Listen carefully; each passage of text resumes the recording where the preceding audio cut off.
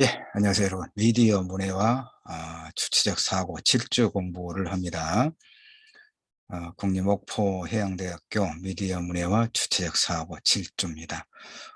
7주 주제는 기술 복제 시대의 예술, 기술 복제 시대의 예술에 대해서 두루 살펴보려고 합니다. 특히 이제 베냐민, 지난번에 이제 뭐 4주, 5주, 6주 공부할 때 특히 6주는 그러니까 독일의 프랑크푸르트 대학의 아도르노의 문화산업론 뭐 이런 내용의 이야기를 나누었습니다. 그러니까 베냐민 역시 아도르노와 함께 독일 프랑크푸르트 대학의 그 비판 이론가로 뭐 세계적으로 유명한 그런 학자입니다. 그래서 특히 이제 베냐민은 기술 복제 시대, 기술 복제, 그러니까 아우라가 사라졌다, 기술 복제 시대. 그래서 베냐민의 그 매우 중요한 그 예술에 대한 어떤 관점이 이제 아우라 한자로 쓸게 아니 한자가 아니라 한글로 쓸게요. 아우라. 음, 영어로 찾아보세요. 아우라가 사라졌다. 뭐 기술 복제 시대에 뭐 이렇게 이야기합니다. 아우라라고 하는 것은 그러니까 그 예술 작품, 진품이라고 하여튼 그 예술 작품이 가지고 있는 그 어떤 고유한 어떤 느낌, 분위기, 이런 걸 아우라라고 이야기합니다. 그래서 이제 기술 복제, 그러니까 카메라의 그 발명으로부터 시작됐다고 말할 수 있겠죠. 어, 여러분 우리 휴대폰이 얼마나 되면 카메라 기능이 이제 나도 최근에 이제 그 LG에서 G6 뭐 몇 년 가지고 있었는데 LG가 이제 휴대폰 생산을 접었죠. 휴대폰 시장에서 철수하기로 했죠. 음, 철수, 예.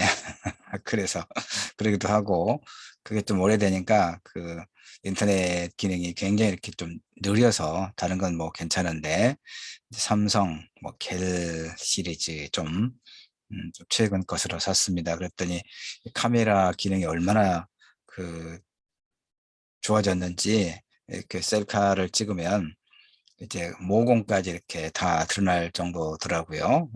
자, 하여튼 베냐민. 그래서 미디어 문해와 주체적 사고 7주는 베냐민의 예술에 대한 관점을 중심으로 기술 복제 시대 예술에 대해서 여러 가지 측면을 좀 살펴보려고 합니다. 그 다음에 또 하나가 이제 연결해서 조영남의 화투 그림과 고의 구두. 이건 이제 내가 2020년, 21년 이렇게 1년 정도 이제 교수 신문에 쓴 칼럼, 심령의 문학 프리즘, 이런 그 코너에 이제 고정적으로 한 달에 두 번, 세 번 이렇게 칼럼을 쓴 것 중에 하나입니다. 이 제목이 조영남 하트 그림과 고우의 구두가. 그래서 교수신문에 연재했던 내 칼럼인데 지금 이 베냐민의 이제 이런 기술 복제 시대 예술과 관련해서 한번 생각해 볼 만한 가치가 있는 그런 글입니다. 그래서 칼럼인데 이제 같이 이게 이제 조영남이 그린 그 화투 시리즈 중에 하나 내가 이제 네이버에서 가져왔고 이거 이제 유명한 고우의 구두라고 하는 제목을 붙인 그림입니다. 근데 이제 이것도 늘 그렇듯이 강의실에서는 이거 이제 꼼꼼하게 살펴볼 거고 지금은 이제 한 50분 정도만 여러분에게 도움되기 위해서 그 핵심적인 그런 내용만 요약해서 강의 영상에는 지금 만드는 거니까 조영남 화투 그림과 고의 구도는 일단 좀 넘어가고 베냐민의 예술에 대한 관점 부분을 좀 더 많이 살펴보도록 합시다. 시간이 나면 이 부분도 보겠지만 아마도 하여튼 모르겠어요. 하여튼 이 자료는 하여튼 강의 시즌 이야기하고 자 일단 쭉 내려갑시다. 이게 좀 글씨가 크기가 작죠. 이게 그 베냐민의 그런 김창남 선생님의 사주오주에서 봤던 아니 김창남 선생님의 글인지 신혜경 선생님의 글인지 모르겠네. 일단 좀 페이지가 커서 이게 조금 PDF가 좀 그렇게 마음에 안 들게 됐어요. 앞부분은 글씨가 작은데 일단 그래서 쭉 다음번 스캔해 놓은 자료로 넘어가 보도록 할게요. 예. 하여튼 이건 뭐 강의실에서 충분히 설명할 거고요. 여러분도 아마 설명 듣고 또 보았음직한 그런 그림들입니다. 여기서부터 할까요? 예. 이건 이제 그 대중문화의 기만 혹은 해방이라고 하는 신혜경 선생님의 책의 내용입니다. 그러면 이제 좀 이렇게 옮겨야 되겠습니다. 이걸 옮겨야 봅시다. 옮겨야 될 텐데 이게 조금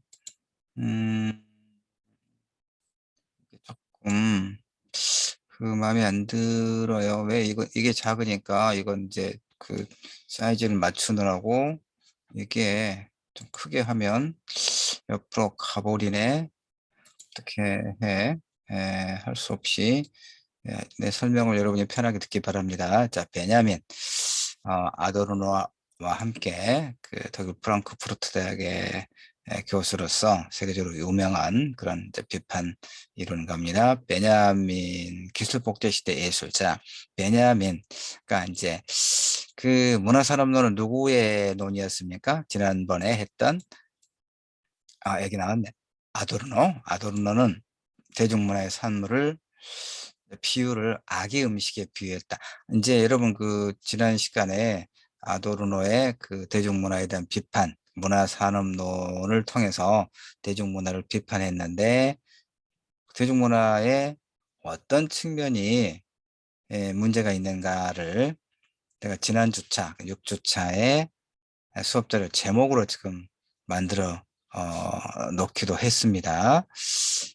그런데 이제 같은 비판 이론가 프랑크푸르트 학파에 속하지만 또 베냐민은 아도르노의 문화산업론에 대해서 일정하게 또 비판적으로 접근하고 있는 걸 우리가 알 수가 있습니다. 자, 그래서 아도르노는 대중문화의 산물을 악의의 음식에, 아도르노는 그러니까 대중문화를 어떤 수동적으로 우리를 그리고 어떤 체제 수능적인 그런 어떤 생각을 내면하게 만든다. 대중문화라고 하는 것이, 즉 대중산업이라고 하는 것이, 문화산업이라고 하는 것이 그렇게 비판적으로 읽었잖아요. 자, 그러니까 다시 악의 음식. 그러니까 악의 음식은 그러니까 애들이 먹는 음식 그 얘기예요. 예? 그럼 먹기 쉽고 소화가 잘 되는 이유식을 비롯해서 그러니까 아이는 입만 벌린 채 엄마가 넣어주는 음식을 꿀꺽 삼키기만 하면 되겠죠. 이렇게 대중문화의 산물은 사람들에게 쉽게 이해될 수 있도록 미리 소화된 재료만을 사용하더라 이겁니다. 아도르노가 설명하고 있습니다. 기왕에 먹어보고 소화시킬 수 있었던 것, 그리고 맛도 좋아서 아이들이 잘 받아 먹을 수 있는 음식만이 이게 뭡니까? 그러니까 미리 소화된 것들이라고 하는 것은 뭡니까? 특히 이제 대중문화에서 TV 드라마라든가 영화도 그렇고 대중음악도 그렇고 그러니까 이미 이제 이를테면 어떤 성공의 공식이 적용돼서 많은 독자라든가 청중을 동원한, 그러니까 투자한 거 이상의 수익이 났던 그런 어떤 텍스트의 기본적인 원리를 조금만 변주해서 이제 끝없이 되풀이하는 그런 대중문화 텍스트들이 갖고 있는 하나의 공식을 6주차에 살핀 바 있잖아요. 이제 그렇게 이제 악의 음식, 그렇게 비유하고 있는 거예요. 아도르노는 이 악순환의 고리를 동일한 것에 자기 반영, 되풀이 이런 얘기입니다. 그러니까 이런 자기 반영이 유화적인 반복에 의존하고 있다 이런 얘기죠. 그래서 대중문화는 늘 동일하게 반복되는 것에 익숙하게 하고 이에 순응하게 만들므로써, 그렇죠? 당연한 것처럼 또 이렇게 무엇이 당연했습니까? 그러니까 결국 이런 어떤 경쟁은 경쟁은 지난 6주차에 내가 이야기 많이 했던 거죠.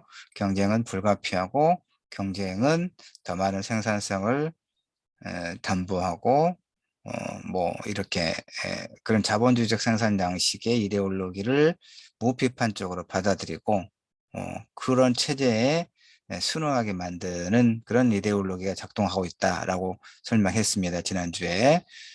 대중문화는 늘 동일하게 반복되는 것에 익숙하게 하고 이에 순응하게 만들므로써 기존의 지배체제와 이데올로기가 지속되는데 기여한다 이런 얘기죠. 예. 근데 문제는 이제 자 여기서부터 이제 뭡니까? 베냐민이 다시 이제 그 이 아도르노가 제기했던 문화산업론에 대해서 베냐민은 일정하게 이제 비판적으로 또 보는 겁니다. 알겠죠? 알겠죠? 알겠죠로 왜 그렇게 말이 혀가. 자 여기서 봅시다.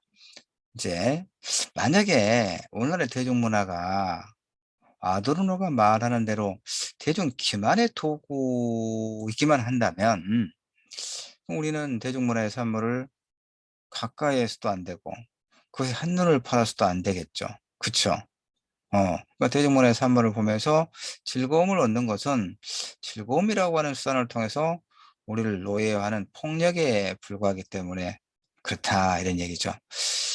그런데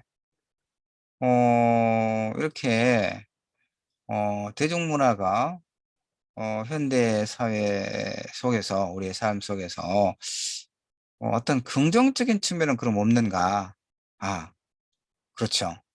어, 아도르노가 말한 것처럼 체제에 대한 기존의 체제의 그 기존의 체제를 좀 더 뭐 굳건히 하는데 그 하나의 도구일 뿐이라면 그럼 이를테면 우리들은 대중문화를 즐기는 우리들은 그럼 이제 바본가 이를테면 그 체제의 그런 이데올로기를 순응하고 내면한 바보일 뿐인가 이런 문제가 어, 제기될 법하잖아요. 그래서 베냐민은 이제 이렇게 이야기합니다. 베냐민은 자본주의적 경제 성장과 기술 발전을 통해 현대적인 대도시로 성장하고 있던 베를린에서 유복한 유대인 상인의 아들로 태어납니다. 그런데 프랑스인 보모, 정기적인 휴가 여행과 여름 별장, 금은으로 된 실내용품과 격조 높은 도자기, 우아한 저녁 만찬. 그러니까 아주 그 부르주아, 대부르주아 유대인 가정에서 풍요롭게 자랍니다. 이 베냐민은. 그래서 이제 부지런하게 뭐 아주 열심히 뭔가를 해야 될 그런 어떤 동기가 전혀 없잖아요. 그렇죠?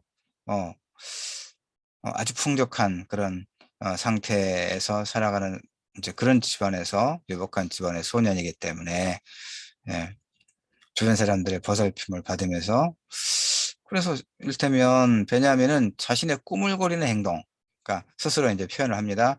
언제나 반 발자국씩 처지는 습관을 자신이 태어난 계급과 연대하지 않겠다는 무의식적 행위의 소산으로.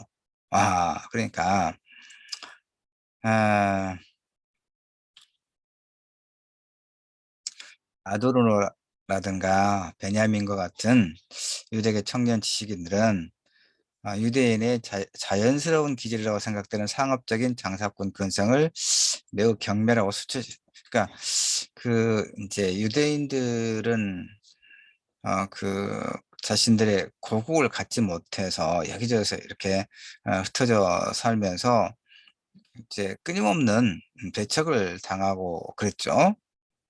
그래서 이제 사람들이 그야말로 살아남기 위해서 어떤 이 사업, 비즈니스, 에 굉장히 많은 이제 노력을 하죠. 그래서 부유한 유대인 상인들이 아주 많았고, 그러다 보니까 이제 그게 또, 그 유럽의 여러 나라의 사람들에게 또, 돈밖에 모르는 뭐 수던노라든가 이런 또 이제 비아냥거린 비난을 받기도 하고, 그랬던 것을 우리가 서구의 그 서양의 문화사를 조금만 읽어보면 이제 유대인들에 대한 그런 어떤 좀 그 부정적인 이미지가 고착화되어 있는 것을 알 수가 있거든요.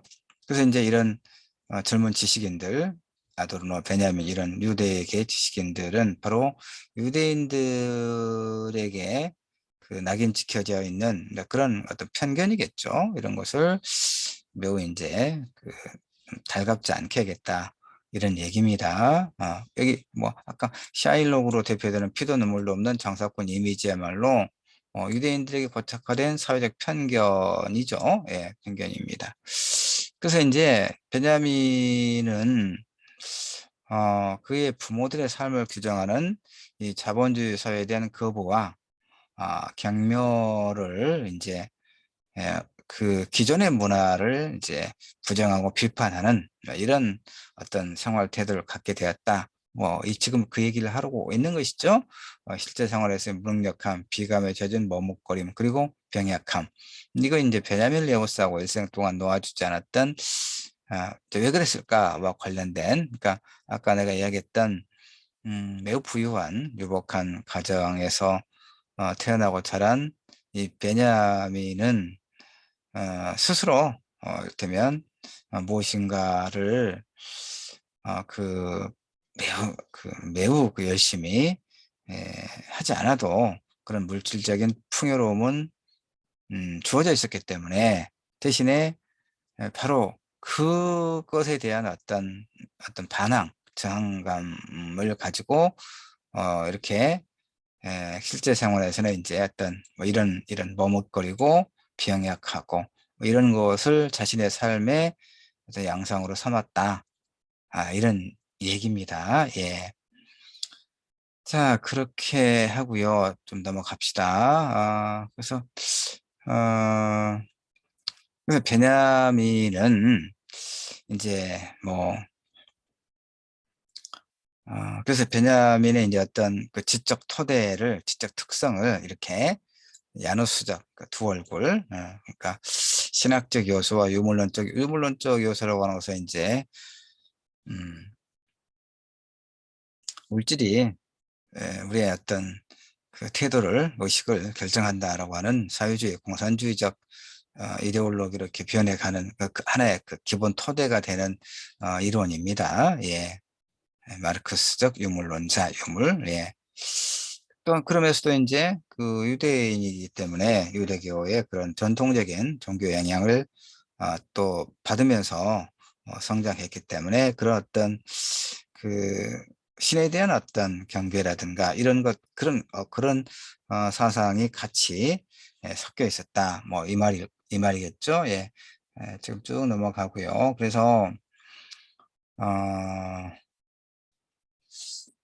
음, 그래서 이제 사적 유물론이 그 사회주의 이데올로기를 말합니다. 사적 유물론이 승리하기 위해서는 신학의 도움이 전제돼야 된다. 뭐 이렇게 이제 베냐민은 뭐 생각했다. 이런 말이겠죠. 여기서 또 굉장히 또 커서 이걸 좀 줄일게요. 예.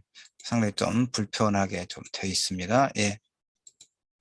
예, 이 정도로 할게요. 예. 그래서 음, 음,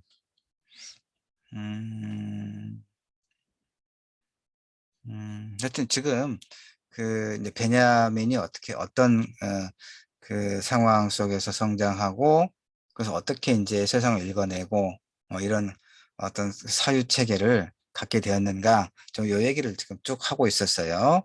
이제 그런 어떤 그 흐름 속에서 그 베냐민은 아도르노의 문화산업론과는 다른 대중문화에 대한 독특한 시각을 갖게 됐다. 이제 우리는 지금 이것만, 물론 이제 자료를 통해서 그 어떤 그 베냐민의 성장 과정을 통해서 갖게 된 어떤 그 유물론적 역사관을 이야기합니다. 그 다음에 이런 소위 기독교 사상, 이런 것들을 이제 읽어보는 건 좋겠고요.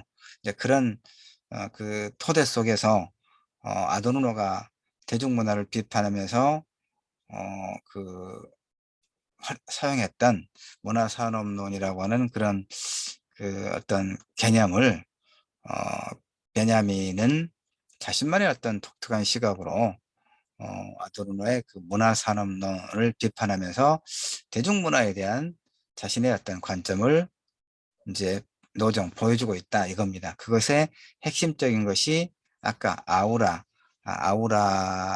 붕괴된 기술 복제 시대 요 얘기를 이제 하는 거고, 우리가 지금 이 7주차에서 이제 눈여겨볼 게 바로 이 부분이라는 것을 이야기를 할게요. 자, 그러면 이제 베냐민이 대중문화의 그런 산물들을 이제 아도르노와는 달리 긍정적인 그런 측면에서 평가하고 있는 그 연유랄까? 까닭은 무엇일까? 이런 얘기입니다. 그러니까 여기서 그는 베냐민을 말합니다. 베냐민은 무엇보다도 오늘날 기술 매체의 발전, 즉 복제 기술의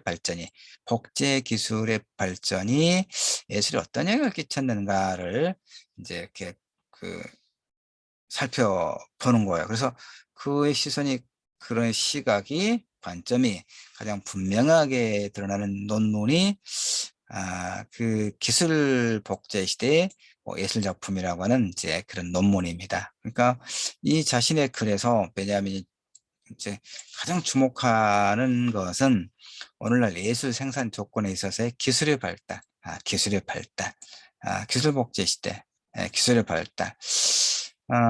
그래서 베냐민에 따르면 예술의 생산 방식에서 무엇보다 중요한 변화는 기술적인 복제가 가능해졌다. 이런 얘기입니다. 기술적인 복제가 가능해졌다. 물론, 이를테면 뭐 카메라와 같은 이런 이제 획기적인 어떤 제품, 음? 기술 복제, 대량 복제 시대가 가능할 수 있었던 이 카메라의 발명 이전에도 예술 작품이 복제가 전혀 안 됐던 건 아니죠. 예, 주조, 각인, 목판 인쇄, 부식 동판화, 석판화 이런 것들을 통해서, 즉 판화라고 하는 거. 그렇죠? 그 조선시대, 우리나라도 조선시대 그 사극을 다룬 드라마를 보면 그렇게 그 판화에다 목판화겠죠? 뭐 찍어서 방을 붙인다거나 경문을 이렇게 이제 여러 곳으로 이렇게 보낸다거나 하는, 소위 말하면 우리말로 요즘에 우리가 복사기에서 뭐 수백 수천 장 복사기에서 이렇게 같이 똑같이 찍어 내죠. 그야말로 대량으로 또 빠른 시간에 굉장히 그 어떤 그 선명하게. 그런데 이건 또 스캔한 건데, 스캔도 내가 서툴게 해서도 깔끔하게 이렇게 잘 되잖아요. 컬러풀하게. 근데 하여튼 예전에도 이제 일정하게는 이런 복제가 가능했다 그 말이에요. 그 다음에 이제 예술의 경우에도 그러니까 예술 작품은 복제가 가능한 것은 분명했죠. 그런데 이제 예술작품의 기술적 복제는 조금 그전에 어떤 그 복제와는 조금 다른 어떤 상황에 놓인다 이 말이에요. 그러니까 19세기 중반 이후에 사진술과 영화의 탄생. 영화도 결국은 이 카메라 기술과 매우 밀접한 그 관련을 맺고 있죠. 이렇게 19세기 중반 이후에 사진술과 영화의 탄생은 지금까지 그 이전까지 예술이 지녀왔던 성격을 총체적으로 변화시켰다고 보는 겁니다. 베냐민이. 그러면 사진과 영화와 같은, 이건 기술 복제 시대의 새로운 예술이죠. 이것의 등장은 이제 전통적인 예술에 어떤 영향을 끼쳤는가? 베냐민은 아우라의 상실이다. 아우라의 상실. AURA군요. 아우라. 예. 쉽네요. 그렇죠? 아우라. 아우라. 기술 복제 시대 예술에서 베냐민이 설명하고 있는 그 자신의 기술 복제 시대의 예술 작품에서 베냐민이 이제 이야기하고 있는 것 중에 핵심적인 소위 키워드는 이 기술 복제 시대에 예술이 등장함으로써 어 아우라를 잃어버렸다 이겁니다. 아우라. 네, 그 아우라의 어원을 따라가 보면 입김, 공기, 종교적 의미에서는 영기, 뭐 영적인 어떤 그 기운, 그걸 이야기하겠죠. 그러니까 어떤 대상이 지니고 있는 그만의 독특하고 신비스러운 분위기를 이제 아우라라고 한다 이 말이에요. 예술 작품이 그럼 아우라를 지니게 되는 것은 그 대상의 객관적 속성, 다시 말해서 진품이라거나 일회적이라거나 원본이기 때문에 발생하는 음? 그러니까 사실은 이거는 지금 예술 작품에 관해서 지금 이야기하고 있지만 우리가 쓰는 언어 중에서 이런 것도 있어요. 이를테면 누군가의 그러니까 뭐 누군가를 뭐 아름다운 여성이든 아니면 원숙한 어떤 그 지적인 풍모를 지니고 있는 아이든 여성이든 또는 뭐 학자, 여러분 나는 아우라가 있습니까? 아우라가 느껴집니까? 그러니까 그런 표현해요 우리가. 그 범접하기 힘든, 쉽게 말을 붙이거나 같이 판단을 하기 어려울 만큼의 어떤 인품, 인품을 지니고 있고, 이건 학자적인, 그러니까 뭔가 지식을 많이 갖고 있었으면 그런 게 아니라 소위 어떤 장인, 그 뭔가 어떤 하나의 그 외길 인생을 통해서 그 분야에서 그 누가 쉽게 넘볼 수 없을 만큼의 어떤 독보적인 어떤 성취를 이뤘거나 끈기 있는 그런 그 노력을 통해서 뭐 이런 것에 그러니까 그런 사람들에 대해서 또 이제 특히 이제 현대 와서는 아까 내가 제일 처음에 얘기했던 요즘에는 이제 이렇게 아름답다거나 그런 어떤 그 표현 자체가 매우 금기시 거의 좀 금기시 되고 있죠. 어, 그 어떤 성의 이제 감수성이라고 하는 그런 측면에서 그런데 어쨌든 내 말에 이제 그 예를 든 것은 그것과는 이제 뭐 관계없이 하여튼 아우라를 어떤 인물에 대해서 표현할 때 아우라가 있다라고 표현하기도 한다 이 말이에요. 그 예술 작품에만 국한한 게 아니라 이게 이제 어의가 확장돼서 우리 일상에서 쓰이기도 한다 이 말이 되겠죠. 이 아우라의 개념 알겠죠? 근데 그 아우라는 무엇으로부터 발생하느냐? 이를테면 그 일요일 되면 KBS 9시 텔레비전에서 지금도 그거 하던데 채널 돌다 보니까 뭐 진품 명품인가? 그래서 어디 집을 정리하다 봤더니 뭐 할아버지 때부터 이렇게 전해져 내려오는 뭐 족자가 있거나 무슨 항아리가 있더라. 그리고 이제 가지고 나와서 이것이 이를테면 얼마만한 가치가 있느냐. 돈으로 이렇게 교환 가치로 다 환산을 하죠. 예. 자본주의적 체제이기 때문에 알겠죠. 그러니까 원본, 진품, 뭐 원본, 또 일회적, 그러니까 복제가 되지 않은 그것이 가지고 있는. 그다음에 또 다르게 설명할 수 있죠. 여러분 혹시 이제 그 이탈리아, 로마를 뭐 여행을 해본 친구도 있겠죠? 어, 난 가지는 않았지만, 거기까지 가지는 않았습니다. 시간도 없고 돈도 없고, 유럽 여행을 하면 뭐 한 달 정도는 최소한 가고 돈도 한 3, 400 이상은 있어야 되겠죠? 혼자 가더라도? 그런가요? 하여튼, 어쨌든 난 시간도 없고 돈도 없고 그래서 못 갔는데, 그리스 로마 이제 그리스 로마가 아니라 이탈리아에 가서 로마 제국의 그러니까 다시 말해서 어떤 오래된 가톨릭 성당이라든가 이런 데 가면 소위 뭐 미켈란젤로가 그렸던 뭐 벽화라든가 이런 걸 볼 수 있겠죠? 예, 나도 이제 배워서만. 예, 그런데 바로 이거예요. 뭐 EBS에서 이제 무슨 그런 외국의 풍물을 이제 그 여행담처럼 이렇게 보여주는 프로그램도 있고, 그다음에 또 우리가 사실 인터넷 들어가서 검색을 하면 아주 그 사진을 통해서 볼 수가 있죠. 그러니까 지금 내가 아우라라고 하는 개념을 여러분 설명하고 있다는 것을 놓치지 마세요. 예.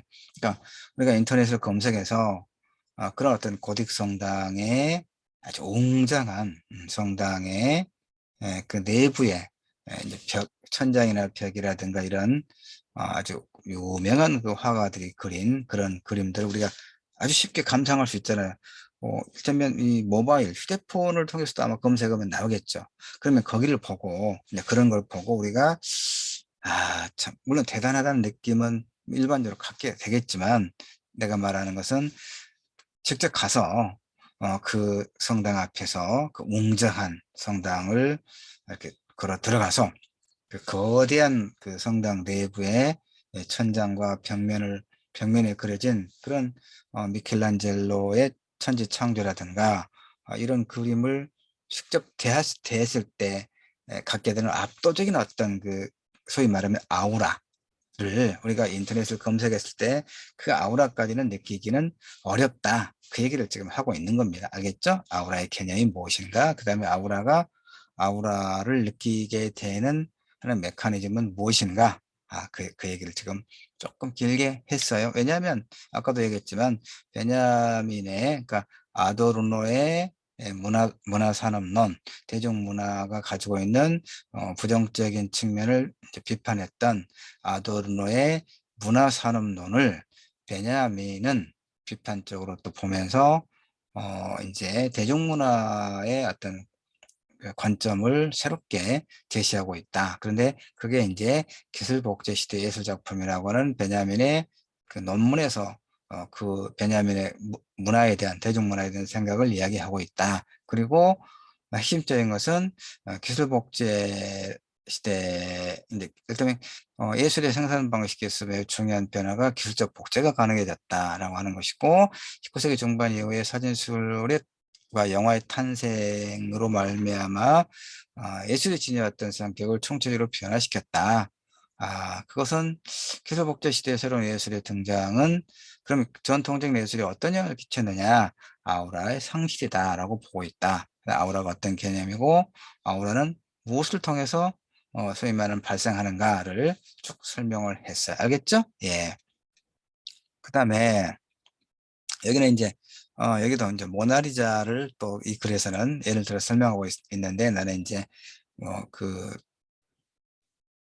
천지창조 벽화를 설명했으니까 이제 설명했던 건 그대로 놔두죠. 그 다음에 여기에 내가 밑줄 그어놓은 거, 그것이 이 세상에 유일무이하게 단지 하나만 존재하기 때문에 우리는 그로부터 뭔가 신비스럽고 독특한 기운을 느낀다는 것이죠. 그런데 그와 똑같은 것이 무수히 많이 존재한다면 그 많은 대상들로부터 아우라를 느낄 수는 없다. 그 얘기입니다. 알겠죠? 매트릭스에서 스미스 요원이 무한 복제되는 장면을 상상해 봐도 또 알 수 있지 않겠느냐라고 이렇게 예를 들고 있습니다. 그런데 베냐민은 예술 작품의 아우라를 대상에 지니는 객관적 속성과 관련시켜 설명하고 있지만, 아우라를 경험하는 인간의 지각작용과 연관시켜서, 아까 나는 이제 지각작용을 주로 좀 설명을 그뭐 다빈치의 천지창조와 같은 그런 성당 내부의 그런 벽화를 아마 지각작용과 관련해서 설명을 많이 했습니다. 예. 자, 그렇다 치고 여기 볼까요? 그래서 그 전통적인 예술 작품의 아우라가 가장 잘 나타나는 것은 예술 작품이 종교적인 의식에서 사용되는 경우에, 그러니까 교회당 안에서 종교적 제일로 사용되는 예술 작품, 대중들에게 가까이 있어도 뭔가 압도적이고 좀 위험을 갖고 있는, 그러니까 감히 근접할 수 없는 어떤 거리감. 이 거리감은 예술 작품에 대한 일종의 숭배를 만들어내는 것이죠. 이는 종교적인 숭배를 위한 효과적인 수단이다. 이런 얘기입니다. 그 다음에 이제, 아우라를 경험하는 데 있어서 중요한 것은 대상을 바라보는 주체의 시선과 경험이다. 따라서 아우라는 단지 예술작품뿐만 아니라 자연과 사물과 인간, 심지어 아주 사소한 대상으로부터도 경험될 수 있더라. 아까 나는 이제 인간을 또 이야기했죠. 그 다음에 조금 넘어가서 설명을 해야겠습니다. 아우라. 아우라라는 그 주체가 대상과의 관계 속에서는 일종의 특별한 주관적 경험이자 교감이다. 그런데 이제 이것은 결국은 주체와 대상이 통일되고 교감되는 순간을 통해 이루어진다. 이런 얘기죠. 또 플런데스 게라고 하는 동화를 이제 또 예를 들어서 이렇게 설명을 하고 있습니다. 이건 이제 예를 들고 있는 건 넘어가죠. 그다음에 하여튼 인제 이렇게 또 뭐 루벤스의 그림, 루벤스 그림이 갖고 있는 걸 인제 그 어떤 아우라를 설명하고 있습니다. 자, 그런데 하여튼 이렇게 쭉쭉쭉쭉 몇 가지 인제 여러 다양한 사례를 들어서 아우라 베냐민이 이야기하고 있는 아우라 개념을 설명하고 있는데, 하여튼 베냐민은 기술 복제 시대의 예술에 있어서 아우라의 상실이 어떤 경우에는 예술의 정치적 기능 전환을 위한 긍정적인 측면으로, 다시 말해서 긍정적인 측면으로, 어떤 경우에는 진정한 미적 체험의 가능성이 붕괴되어 버리는 부정적인 측면으로, 이렇게, 그러니까 두 가지 측면이 있더라, 이런 얘기입니다. 어, 그래서 이제 음, 자, 아도르노는 베냐민의 이런 기술 복제 시대 예술 작품이, 이제 일테면 뭐좀 어려운 말이 있죠. 브레이트라고 하는 굉장히 유명한 이제 실험극 그 시곡 작가가 있고 시인이기도 하고 그렇습니다. 그런데 음 브레이트는 베냐민의 아우라논의에 대해서 뭐 신비주의일 뿐이다. 물론 그런 식으로 써질 수 있다니 놀랍다. 자, 이렇게 이 부분은 좀 넘어가도록 하고요. 그래서 인제 기술복지 시대의 예술작품의 구체적인 주장을 한번 보도록 합시다. 그게 인제 베냐민이 대중문화, 대중예술을 바라보는 관점이기 때문에, 그렇죠. 자, 현대 복제 기술은 복제품을 대량 생산함으로써 이례적 산물을 대량으로 제조된 산물로 대체했죠. 그 결과 대량 생산된 복제품은 수용자들이 그때그때 개별적 상황에서 복제품을 대면할 수 있게 됐는데, 이를 복제품의 현재화다, 이렇게 이야기합니다. 그러니까 예전에는 미술관 안에서만 볼 수 있었던 그림을 내가 원하는 곳 어디든 걸어놓고 감상할 수 있게 됐죠. 이제 돈이 있다면, 좋아하는 음악은 내가 가는 곳 어디에서나 들을 수도 있고, 기본적으로 이런 복제품 현재화는 수용자와 예술작품 사이의 거리를 놀랄 만큼 단축시켰다라고 볼 수 있죠. 이것은 이제 현대 대중이 가지고 있는 욕구, 예컨대 사물을 공간적으로나 인간적으로 자신에게 가까이 끌어오고자 하는 것, 나아가 복제를 통해서 그것을 바로 자신 옆에 두고 소유하고자 하는 간절한 욕망, 즉 사물을 먼 곳에 두고 간주하기보다는 손으로 직접 만져보려는 욕구야말로 오늘날의 대중이 갖고 있는 열렬한 욕구다라고 베냐민은 이제 파악을 하는 거예요. 일정하게는 그렇죠. 그러니까 어,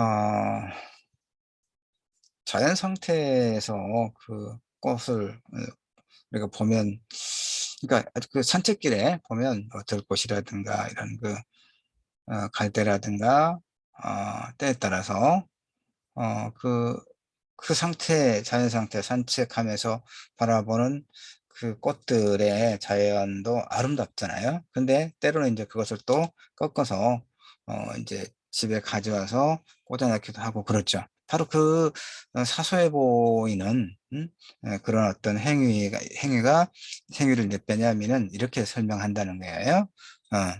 그다음에 이렇게 복제 기술의 발전과 이에 근거한 새로운 예술의 등장은 예술 작품의 수용과 기능에 중요한 변화를 가져왔는데, 아우라를 지닌 전통적 예술 작품이 종교적 제의에 봉사하기 위해 사용되었다면, 아우라를 잃어버린 기술 복제 시대 예술품은 더 이상 이제 제의적 숭배 가치와는 이제 거리가 멀어진 거죠. 그렇죠? 그래서 여전히 아우라를 통한 이제 그다음에 그런데 이제 어 베냐민은 이렇게 이야기합니다. 세속적인 아름다움의 숭배가 그 근거를 드러내기 시작한 것은 바로 최초 혁명적인 복제 수단이다 할 수 있는 사진술이 등장하면서부터다. 그 사진술의 등장으로 인한 위기 상황에 맞서기 위해서 전통적인 예술이 스스로 모색한 대처 방식은 뭐냐?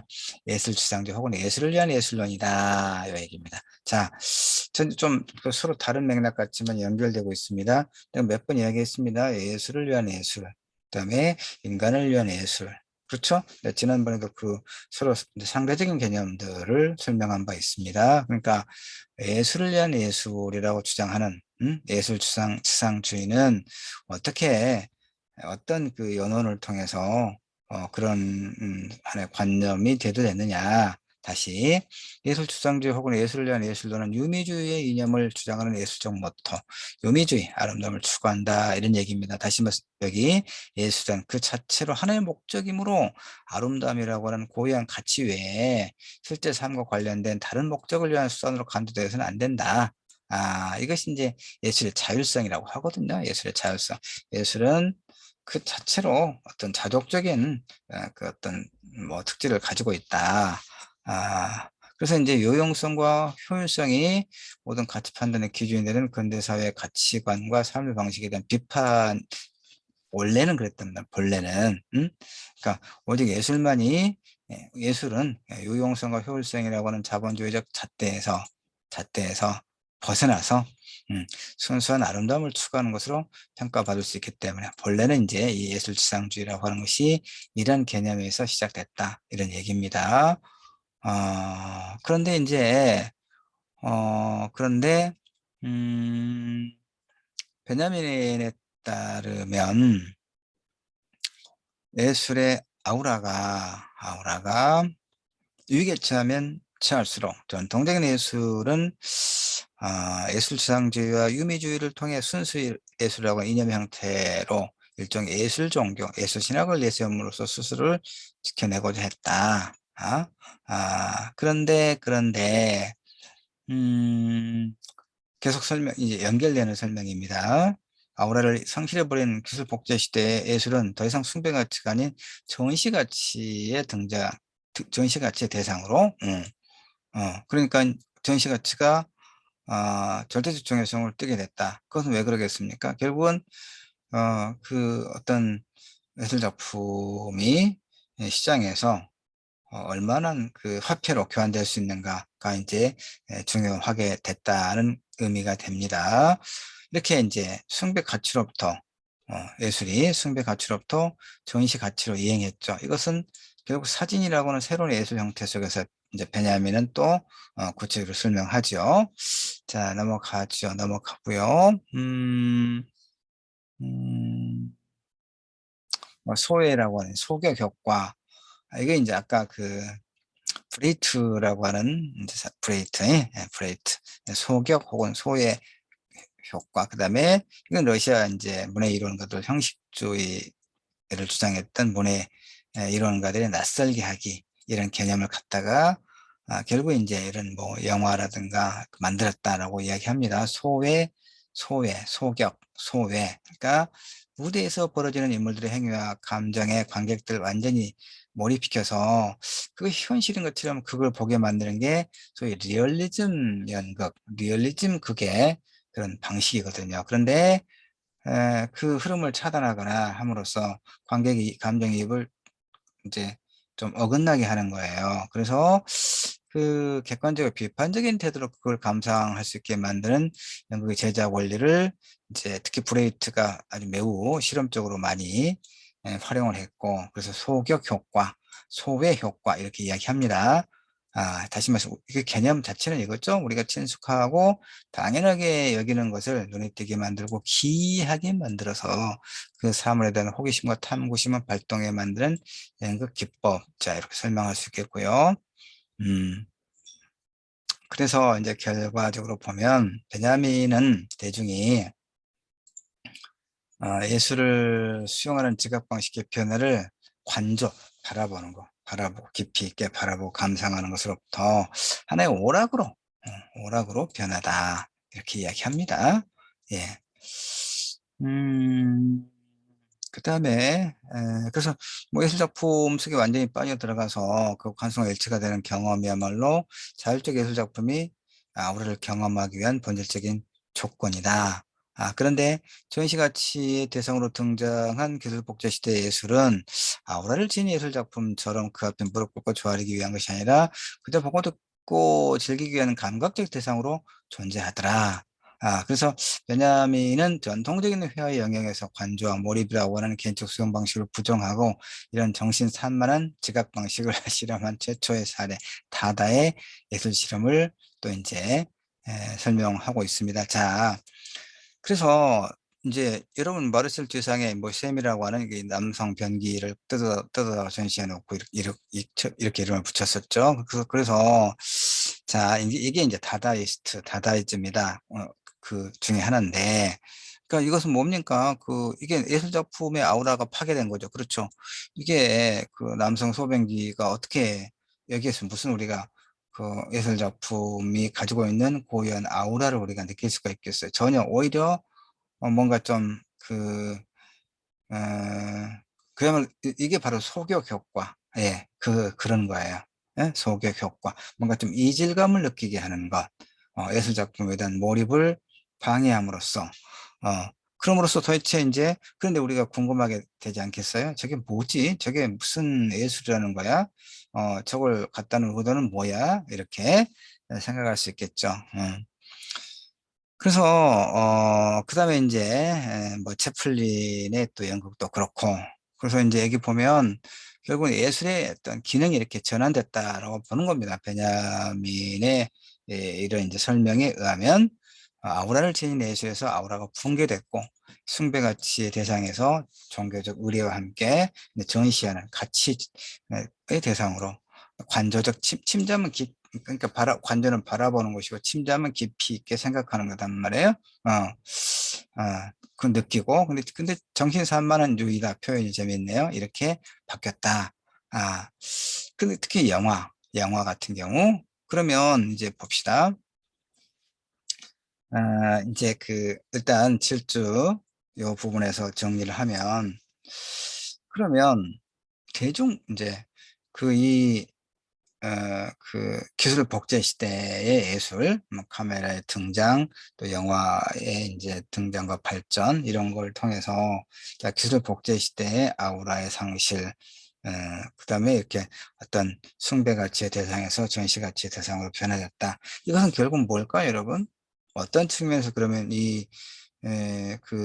아도르노는 대중문화가 가지고 있는 자본의 이데올로기를 대중들이 무비판적으로 수용하게 됨으로써 그런 어떤 체제 유지에 에 순응하는 그런 내면화가 이루어진다라고 이제 비판적으로 봤던 거고, 베냐민은 아도르노의 그런 문화 산업론을 인제 기술 복제 시대 예술이라고 하는 이런 자신의 에 글을 통해서 비판적으로, 하여튼 비판이라기보다는 다른 관점으로 대중 예술을 보고 있었단 말이에요. 그러면 명확하게 지금 드러나지 않은 것 질문을 하나 이야기하고 마무리를 하려고 해요. 무슨 얘기냐? 이 기술 복제 시대 예술은 그러면 우리에게 지금 여기서 말하고 있는 베냐민이 설명하고 있는 이런 몇 가지 말고 좀 더 쉽게 이해를 하자면, 기술 복제 시대 카메라가 발명이 되고 더 인제 기능이 향상된, 뭐 이 스마트폰에서도 엄청나게 인제 이 카메라를 여러분 우리가 들고 다녀야 될 이유가 없을 만큼 최근에 인제 이 생산되는 이 카메라가 아니라 휴대폰에는, 모바일에는 그런 아주 화소가 많은 그런 카메라 기능이 내장되어 있잖아요. 그러니까 이 기술 복제 시대의 소위 기술 복제 시대의 예술과 관련해서, 그러면 인제 대중들은 이 기술 복제 시대가 이런 복제할 수 있는 이런 어떤 기술이 발전하고 예술품이 대량 또 복제되고, 그럼으로써 어떤 뭐 긍정적인 측면, 유용함 이런 게 있을까요, 여러분? 나는 이걸 갖다가 '예술의 대중화다.'라고 이야기를 하고 싶어요. 예술의 대중화. 자 아까 미켈란젤로의 천지창조라고 하는 대성당 안에 들어있는 그 벽화를 한번 생각해 봐요. 우리가 사진기가 발명되지 않았다면, 그래서 누군가가 여행객이 대성당 안에 들어가서, 무슨 성당입니까? 그 안에 하여튼 그런 어 그야말로 아우라를 느낄 수 있는 웅장한 그런 뭐 고딕, 그런 아주 오래된 중세 천년의 대성당에 들어가서 사진을 찍으라고 허용이 됐는지 모르겠는데, 예를 들어서 인제 사진기를 가지고 와서 그 벽화를, 그러니까 오직 그것은 하나밖에 없잖아요. 그렇죠. 그래서 우리가 아우라를 느낄 수 있는 것이고, 근데 우리가 만약에 사진 인기가 없었다면, 또, 그 아주 그 뛰어난 그 사진 인기가 있고, 그걸 또 이제 인터넷에 올려서 우리 지금 얼마든지 검색해서 볼 수 있잖아요. 이 과학기술 문명이 엄청나게 발전해서. 그러니까 그게 아니라면 우리가 이탈리아까지 가서 그런 성당 외관도 이제 상당히 좀 그야말로 아우라를 느낄 수 있겠지만 그 안에 있는 벽화라든가 이런 것들을 우리가 보기 위해서는 직접 갈 수밖에 없겠죠. 어? 근데 직접 가려면 굉장히 많은 비용과 시간이 필요하죠. 그러니까 아무나 못 간다는 얘기예요. 그쵸? 근데 지금은 우리는 이 인터넷을 통해서 인터넷이라든가 휴대폰은 뭐 정말 일반적으로 다 보급되어 있기 때문에 우리는 클릭 한두 번 가지고도 클릭 한두 번을 통해서도 우리는 그리스 이탈리아까지 로마까지 가지 않아도 그런 중세의 예술품들을 감상할 수 있게 된 거죠. 나는 이런 것이 또 감상할 수 있을 뿐만이 아니라 좀 정교한 복제품 예술품, 그 회화 그림들을 사실은 뭐 판넬을 됐든 어떻게 됐든 간에 복제품을 그렇게 비싸지 않은 가격으로 내가 이제 뭐 서재든 거실에 걸어놓고 또 감상할 수도 있겠죠. 이런 측면에서 예술이 대중화되고 그 하나의 예술의 어떤 민주주의다라고 또 생각하기도 해요.